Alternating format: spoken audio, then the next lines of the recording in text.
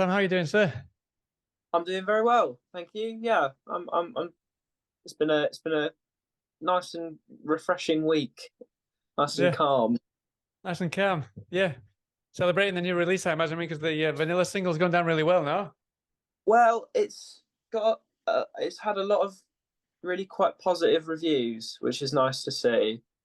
Um, it's interesting because with every release, you're kind of waiting for this kind of sort of momentum and movement to happen. Yeah, I think we're just waiting for some radio news. Hopefully, is what we've been Mhm. kind of teased this week. But yeah, But no, I be mean, it you be can't complain. I mean, I was looking on. I think it was on. Well, I think on all of your social media, you posted Paul Laird wrote an absolutely fantastic review. I've got to read it out. It's so good. It says, "Not for the first time, I find solace in the music of a gaggle of young hearts, running free, running wild, and running to the stars from the gutter where the rest of us must view them. This is the filthiest and the furious that color TV have sounded." Uh, 1, 2, 3, 4. I'm sorry. Vanilla starts with a yelp of 1, 2, 3, 4, plunges us into anglicized grunge fury. To hear the howl of Nirvana from an English band seems dangerous and thrilling. So I mean, you can't be not excited about that, no? Hit me, don't be a snowball. Hit me. Oh my God, you will regret you never hit me if you hit me. he's been really good, Paul. He's really like championed us just from the first whatever the first thing that he um reviewed. Yeah, he's just understood it. It's really nice. It's nice. Um, nice when you feel like people are engaging with it and they can engage with it on a level that's uh with the same kind of I don't think there's any point trying to be a band if it's not to like really excite people. Mm-hmm. It's got to Yeah, be, yeah. But and I'm sure you can also detect that there's a long lineage of things that have influenced us that made other people feel that way. Um, that we hope to make other people feel. So definitely. I mean, yeah, there's no, there's the long lineage there that you mentioned, but I mean, obviously you've got there's the very obvious influences that you wear proudly on your sleeve now. But I love, I mean, for example, that review in itself, it does mention Nirvana, but it doesn't mention anything about Suede or kind of Morrissey and those kind of things. So I mean, obviously you love wearing those kind of influences on your sleeve, but are you at the same time kind of adamant and you go out of your way to kind of reinvent yourselves a little bit to kind of make sure that you don't uh, get pigeonholed along with those kind of groups from the 80s, 90s? absolutely. Like I think that will become more and more apparent with the more that we release. But you'd want for that to happen with any band. I think you want to reel people in with something recognizable, and then um, discover yourselves. We were kind of lucky to be launched into being able to release things, which I think we were in quite a privileged position, just completely by luck. Um, and there's stuff that we've released that you sort of go back and wish, oh, I wish we hadn't put that out because at risk of getting totally pigeonholed into being, uh, we the last thing we want to be is a copy. It's about Yeah. the spirit of things of the past, and the bands that you mentioned, half of Color TV actually feel really unemotional about. Yeah, I was reading Um, other interviews that you'd done that you're pretty much you're the only one that really kind of listens to that kind of stuff now. The other ones are really into very, very kind of different kind of music now. it's completely true, and I think that that's allowed us to be. You'll hear in the stuff that won't come out for a while, but that we've written like a more eclectic range of influences. And the good thing about that is that we've all really inspired each other with like just a kind of uh, spirit of checking out each other's music. Uh-huh. We didn't. It wasn't two people sitting down and going, "Oh, I love the Arctic Monkeys. Oh, I love the Arctic Monkeys as well," and then starting a band. It was Yeah. very much like the things that we all listened to made us love music so much that we had to be in a band. That it didn't matter. It kind of didn't matter what that band sounded like, as long as it like it we were doing it. But yeah, I mean the bands that you just mentioned, it's it's almost as good as when they don't get mentioned in reviews as when they do. Yeah, no, absolutely. I know that you're a massive fan of things like the Smiths, but I imagine it's also kind of at the same time, it's great that you get compared to them, but it's kind of like we were going for trying to create your own kind of color TV Yeah, sound, you know? of course. And like I say, it's coming, and it's exciting being inside it because you can hear. I mean, being compared to things like Nirvana is really thrilling to me because we didn't we didn't try, and we weren't like, oh, let's write a Nirvana like song, or let's channel this thing. And I think just the more like Sonic Youth, another one said recently, and it's like, well, to me that's fantastic. If there's a band doing or communicating the same kind of really specific feelings that you get listening to Sonic Youth, and somehow we're doing that for other people's ears, then I think that's totally it's totally ace. It's nice to be compared to so many different things, because I wonder at what point that really becomes, oh, maybe they are just managing to be themselves. Yeah, you know. uh-huh. I mean, but when I was thinking about the question, I really came to. I don't know if you're a lot younger than me, but I remember when Muse first appeared on the scene, and it was literally everyone just called them a Radiohead tribute band almost, and then it just kind of it transcended and just their own thing. And I mean, I imagine, so far you're definitely kind of creating your own sound, and I imagine with the new tracks even more so. Well, it's a good example, Muse, because our rhythm guitarist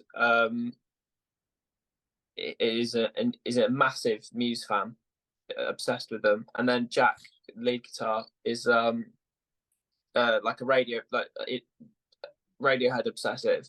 So like they're two bands that have come up in conversation, just it's like artistically before, and yeah, I mean it's they offer both different things, but I've been quite drawn in by how much early Muse sounds like Radiohead, and this is what I was saying about discovering each other's music. There's a total portal to like I'd have never listened to Muse.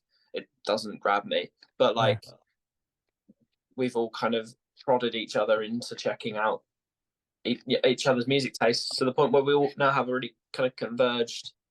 It does help to know what kind of band you are, if you know what I mean. So talking of getting each other to listen to other stuff, I want, because I've never spoken to you before, I wanted to speak a little bit about how you were originally formed. I understand that when you did first form, there was a different lineup, and you kind of brainwashed the members to, was it listen to the Pastels? Is that right?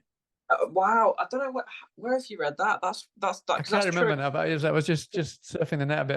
I'm trying to find a few things out here. Completely true. And it was at that point, it was just me and two guys who aren't in the band. And in a way, it's sort of, it's not quite colour TV, but that's what we were calling it. And that was my entry point into wanting to form a band, was listening to C86 era indie bands that had a really sort of rough and shambolic sound. And there was like in 2018, the Pastels. So about how old were you then when you first formed that gig, Sam? That band? I was 17, and it was bands like the Pastels and the Charlottes and the Pooh Sticks and weird. I can't even remember some of the names because just like weird bands from like Georgia who like were obviously like REM obsessed, but never never got their name out. And I just remembered like it was a kind of, wow, what's the most obscure and crap? I mean, Beat Happening's another one where I was just like, at that point it was like I was obsessed with, you can just be in a band. It doesn't matter how you sound. It's just like, it's just cool to be in a band, no? Aesthetically being able to like produce it's funny looking back that was totally my kind of entry level, because working with the band, we've all become so obsessed with leveling up, to be the best. But I mean, like having formed that band, that kind of those kind of beginnings, At what point did you realize we could actually go somewhere with this and kind of take it to the next level? When did you kind of realize that it was time to kind of up things up a little bit? Well, from the start, I was really bullish in like quite an arrogant way. Like, oh, well, we're just going to be, it's just going to happen for us. Right. And we're not at that point, you know. We keep our fingers crossed every day, but like particularly in the last year, there's been enormous points of reflection where I feel it's sort of flipped on its head, and I feel completely differently about it now. Where when I hear things on the radio that are incredible, I'm less like shaking my fist and going, well, that's, you know, we've got to beat them. Stuff like that attitude has just gone from, like, I don't feel the same. I'm trying to just appreciate and absorb everything. So when I hear a brilliant song now, it's like, oh my god, imagine if we were as good as that. Right. There's just the attitudes changed, but I would credit an enormous amount of getting anywhere to start with was entirely just because out of everybody, I was like, how hard can it be? Like, we'll just make it happen. And I don't want to sound like things were ever handed to us, like, because you know, none of us had any money. We were doing it out of like our mate's bedroom, and yeah, and but just the idea that, oh well, we'll find someone to we'll find someone who likes us enough to make us record a record. We'll get songs played on Radio 6, and it was just every stage I knew that would happen, and it then did. And I don't know how I'm coming across now. That might sound completely just no. It sounded completely humble, eh? Yeah, totally humble. Yeah. But like, I don't think if I'd just had that sort of completely unfounded confidence, then it would have come so naturally. And it's odd now because I don't feel as confident, but I'm twice as determined. That makes sense. No. It makes sense, but it must be quite it's kind of like applying a hell of a lot more pressure on you now to write music and make sure that it hits home, no? Well, it's changed the way that we write, because I used to have songs that are all pre-written until music came along, and I don't like doing it that way now. I like to hear a piece of music and get to grips with it, and spend a lot of time figuring out how to emotionally, like, interweave a guitar line with just singing, rather than this kind of like, I've written this poem and I will sing this to your words, which is what we were doing at the beginning. And I think that we were kind of clueless about how to actually produce stuff.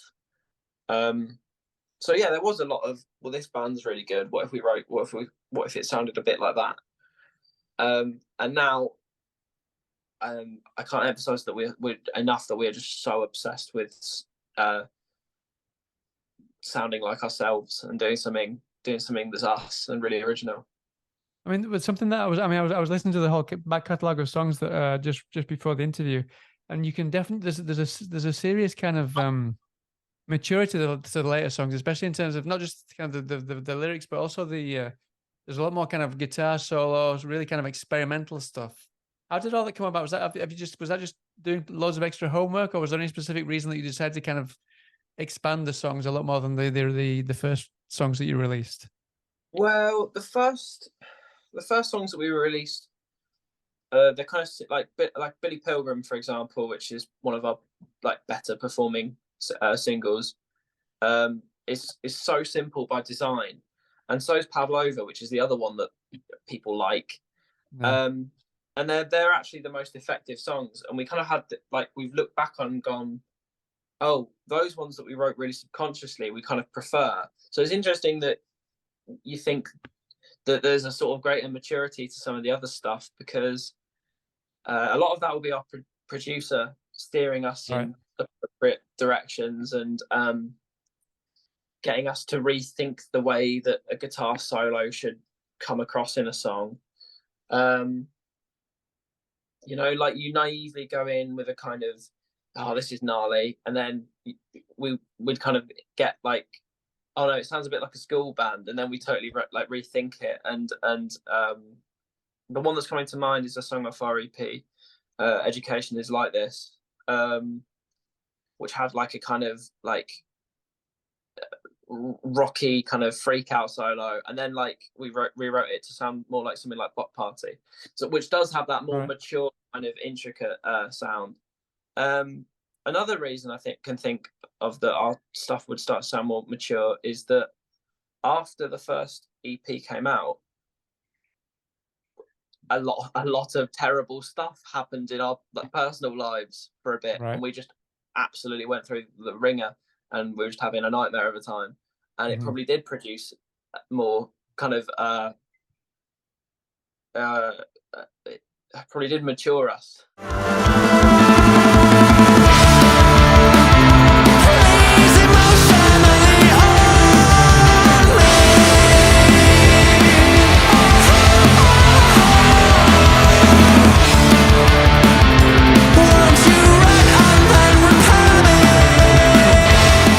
Would it be fair to say that maybe in lockdown as well, you got time to kind of really sit down and kind of absolutely lockdown structure all the songs a lot more than you probably would have done beforehand? Lockdown kind of enabled us to actually figure out how to like remotely be a good band. Like our first shows were just before, like right on the cusp, in March 2020, and then the months that we couldn't play shows in were pivotal in getting anywhere with writing a set. And but you I look back to a year ago and think, oh, we were absolutely rubbish then. Like I think how far we've come, and I think that will just keep repeating, you know.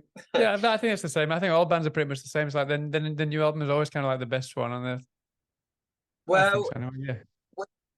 When you start to feel like you're going backwards, yeah, something's not working. Yeah, definitely. I wanted to speak a little bit about, I mean, we were talking about the music. I want to talk a little about the lyrics. I was reading about Vanilla, for example, the new single. It says it's a song about unlearning repression and a head-on back of liberation to a generation sick to death of conformity. I'm just interested, where do your ideas for your songs come from? Are they very introspective, or do you kind of look for kind of a wider scope to kind of get the songs to resonate more with more people, or is it just something that comes from inside you?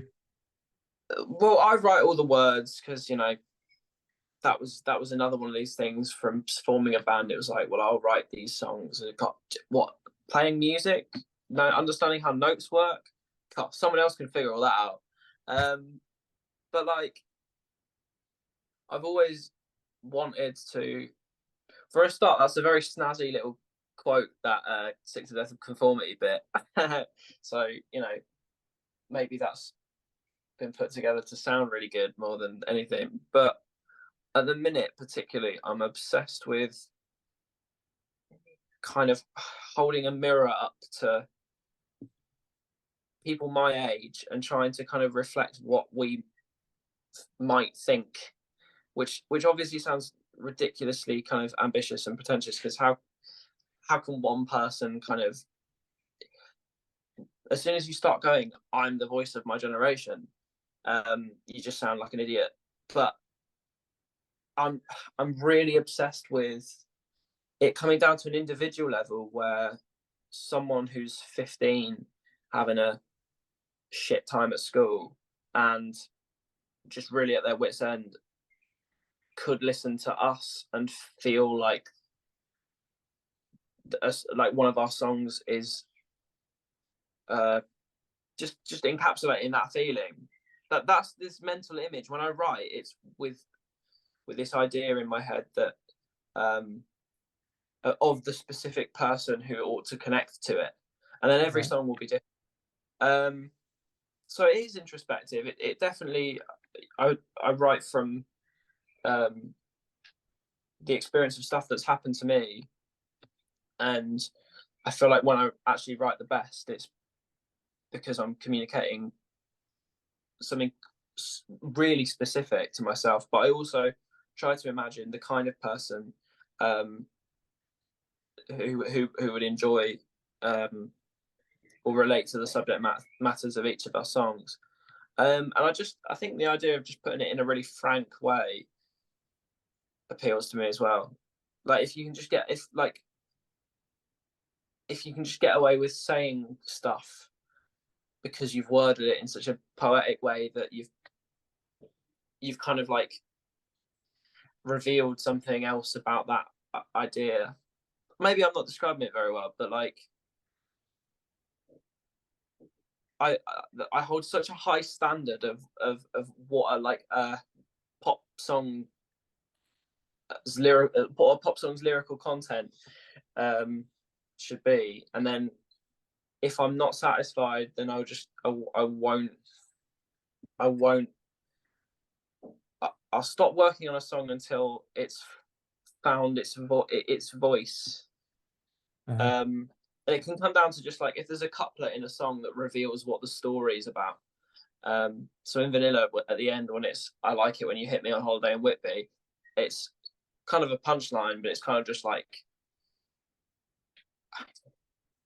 that's kind of the song. If that makes any sense. I know what you mean. Yeah. Because I mean, you said that you try to try and do you prefer to try and write this, or not write the song, but kind of bring the words to the music once the music's been written now. Yeah. So do you actually write the lyrics after the music as well to try kind of blend the mood as well, or are the lyrics kind of there 99% there before the music's actually written? It depends. Vanilla we wrote a long time ago, so Vanilla probably did have a set of lyrics before the song, but the funnily enough, that last line, which I feel like is the best, the sort of statement of the song, "I like when you hit me on holiday in Whitby," was just something that completely came out of the blue in a sort of ad lib. What if it was originally it was just "I like it when you hit me" repeated, "I like it when you hit me, yes, I like it when you hit me," or something like that. And then it was like, what if it kind of had this ridiculous, silly punchline? So it can happen. It can happen really organically. And as I say, Vanilla we wrote quite a while ago, so that would have been a lyrical theme, an idea that all came first. And more recently, I hear a piece of music and I try to fit to my story to the song, to the feeling of the song. So I was reading a few days ago that you posted you got a new gig coming in August in Plymouth, no? Yeah. And you mentioned that you're going to be excited to debut a ton of new songs. Does that mean that these are songs that you've recorded? And how is it taking new songs out, especially after the kind of lockdown, and you've not had that much of a chance to kind of try them out, test them out live in front of an audience yet? Well, we don't have, to answer the first question, we don't have a body of work already recorded and ready to go, but it's recorded in a sort of demo sense where we're writing stuff and we're working on it. It's funny because we've never really been the kind of band to road test stuff, right, and then see how people respond to it. Like, not that we've never done that, because we last year we played some things that have just disappeared into the ether. It's just like, no, that we're never doing that one again. But I think we know very instinctively if we're onto a thread that we like with a tune, and we're just so self-critical to the point where I think it can almost be a hindrance. I'm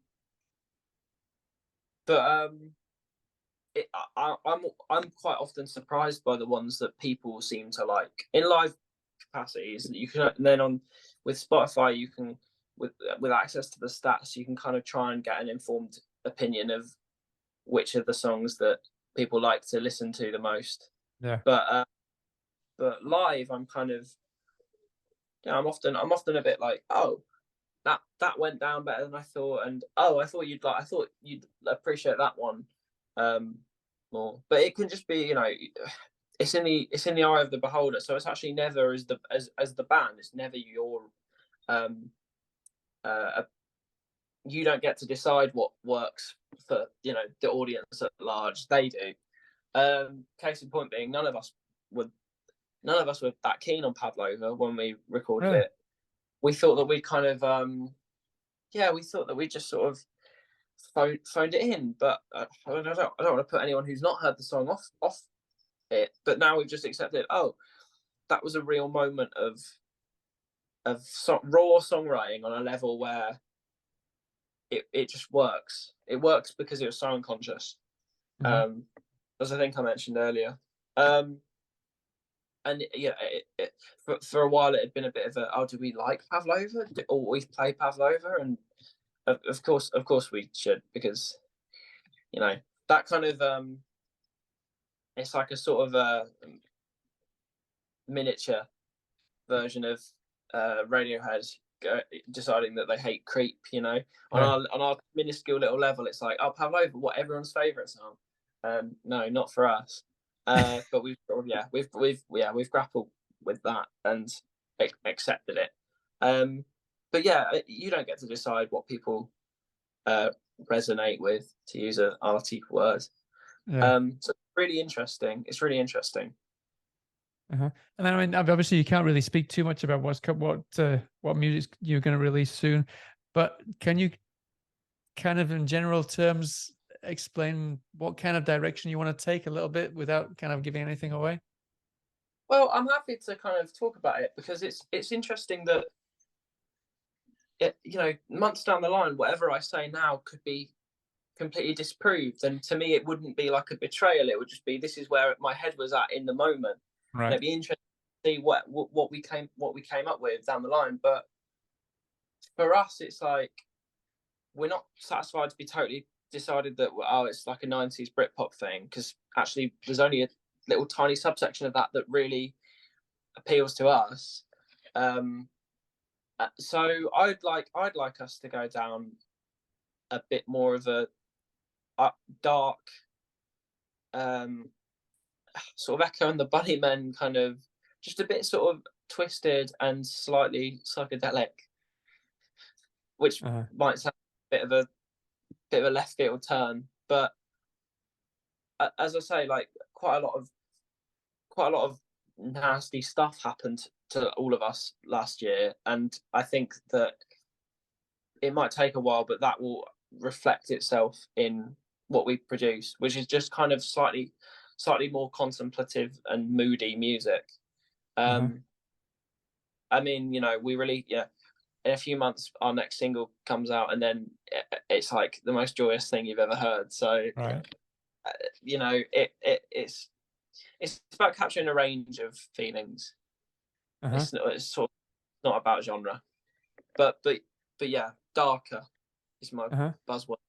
And that's something. So I could changing tack a little bit. Just recently, I saw that you were included in an article. I mean, obviously because Blur are back and they're releasing a new album soon. You were included as 5 of the groups to listen to before going to see Blur again, which was pretty insane. The other bands were High Vis, Squid, Kid Kabichi, and Youth Sector. So that must have brought quite a bit of traction your way, no? It's immensely flattering. I've actually seen Youth Sector supporting Courting not that long ago, and I thought Youth Sector were really good. I thought, dare I say, the best band of the night. It's immensely flattering to be, for fans of Blur. None of us listen to Blur. Yeah.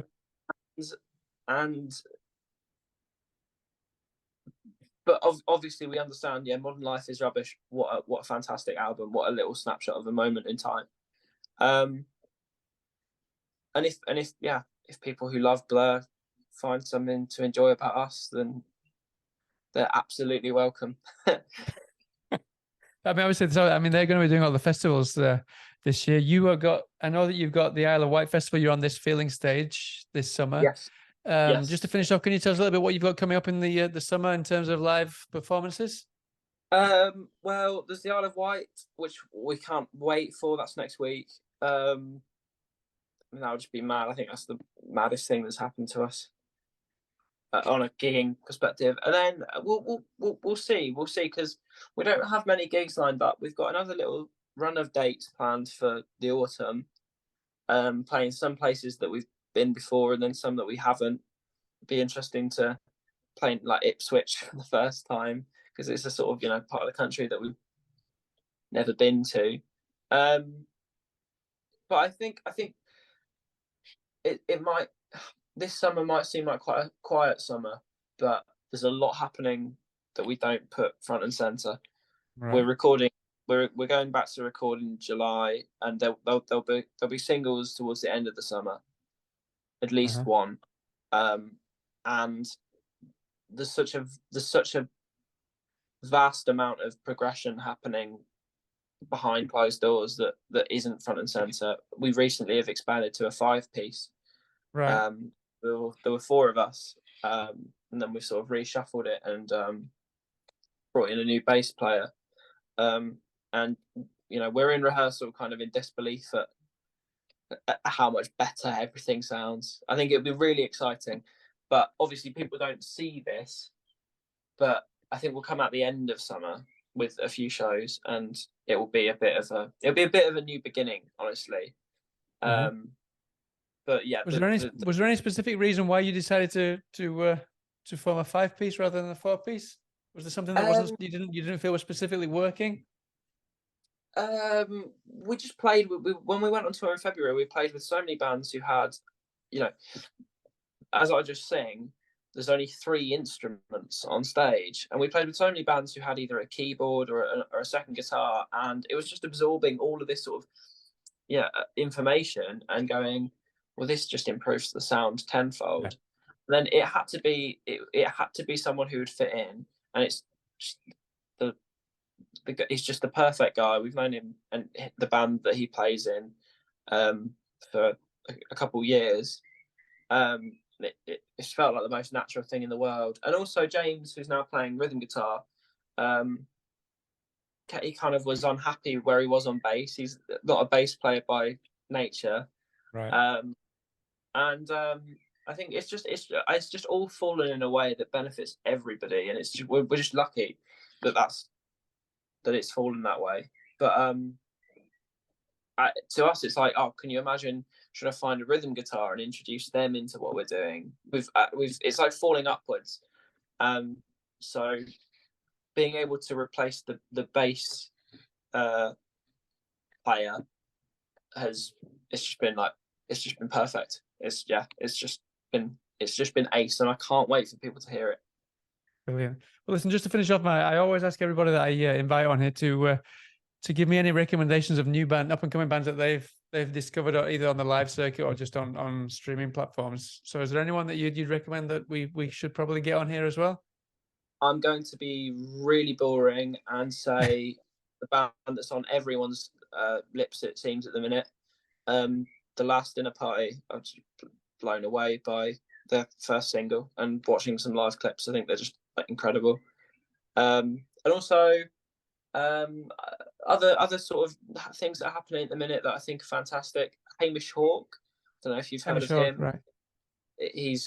We've supported him at the start of last year, so nothing was going on for us, but he was so kind to us, and he's brilliant.